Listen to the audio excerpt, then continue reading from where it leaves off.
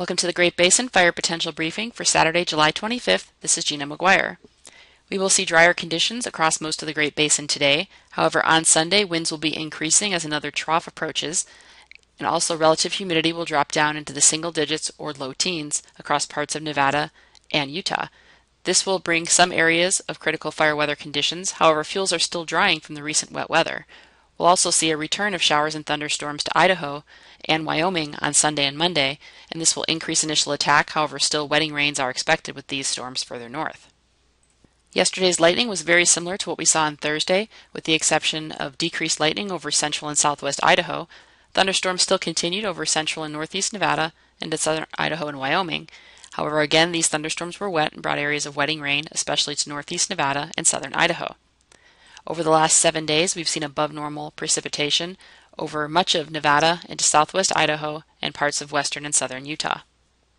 The water vapor satellite image from this morning shows a deeper area of low pressure over southern Alaska with a trough over the northwest coast, and this will continue to push deeper moisture further east today, allowing for drier conditions across the Great Basin. However, as this trough drops south and moves east across the northern Great Basin as we move into Sunday, Monday, it will bring a return of wet weather to Idaho and also gusty winds and dry conditions to southern areas of the Great Basin. Today we are still seeing generally low fire potential. However, we are seeing some drying now over parts of southern areas as they have seen drier weather for a few days. Temperatures today will be similar to what we saw yesterday and a few degrees below normal, with most thunderstorms now pushed north and east out of the area. However, still there may be some isolated storms over the central Idaho mountains or parts of Wyoming. Now looking at the weather pattern for Sunday and Monday. On Sunday, as this low drops into the northwest, it will start bringing some moisture into parts of central and western Idaho. However, still dry conditions and an increase in winds by Sunday across Nevada and Utah, with some areas seeing critical fire weather conditions. However, as you can see from the significant fire potential, we're still drying out from the recent wet weather, so we'll generally see low to moderate fire potential. Also on Sunday, RH will be dropping into the low teens or single digits over Nevada and Utah with these increasing gusty winds, with wind gusts generally between 30 and 35 miles per hour at times. Idaho and Wyoming will also see increased winds. However, humidity will still remain in the upper teens. As we move into Monday and this trough of low pressure moves across, especially the northern Great Basin, it will bring a return of showers and thunderstorms and wetting rains to Idaho and Wyoming, with still drier conditions and a slight decrease in temperatures over Nevada and Utah. Again, we're seeing low to moderate fire potential over Nevada, Utah, with lower fire potential further north due to the wetter weather.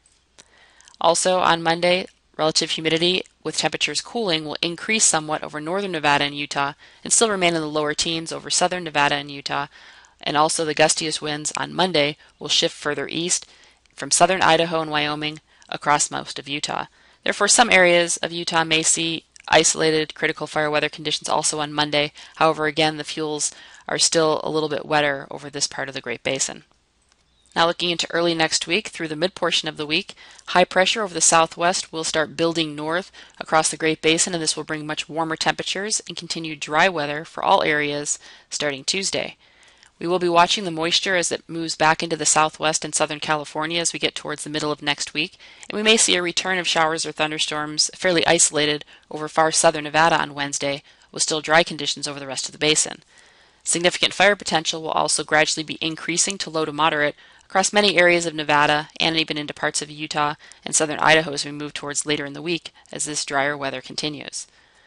As we move towards Thursday, Friday, the moisture return may push further north into parts of Nevada and even into parts of southwest Idaho by the end of the week or the weekend. However, right now this is uncertain, and it looks like any thunderstorms may bring some rainfall, but this will continue to be monitored for any increase in fire potential from mid to late week as thunderstorms return. Due to recent wet weather, fire danger indices still remain below the 50th percentile over much of Nevada and Utah. However, ERCs will likely be rapidly climbing over the next several days as dry weather and much warmer weather returns to Nevada and Utah, and also breezy weather on Sunday and Monday. Over Idaho, we are seeing somewhat higher fire danger indices. However, they will see more wet weather as we move into later in Sunday and Monday, which will decrease these ERCs somewhat. Looking at live fuel moisture data, live fuel moisture, despite the recent increase in moisture across the basin, has gradually been decreasing and is near normal in most areas. The 8 to 14-day outlook from the Climate Prediction Center shows this warming and drying conditions as we move into next week and to the early part of August. However, we'll also see a return of moisture over parts of Nevada and Utah as we move into the early part of August, which may bring precipitation above normal again, with still drier conditions further north. That concludes the briefing for today. If you have any questions, feel free to contact us. Thank you for listening.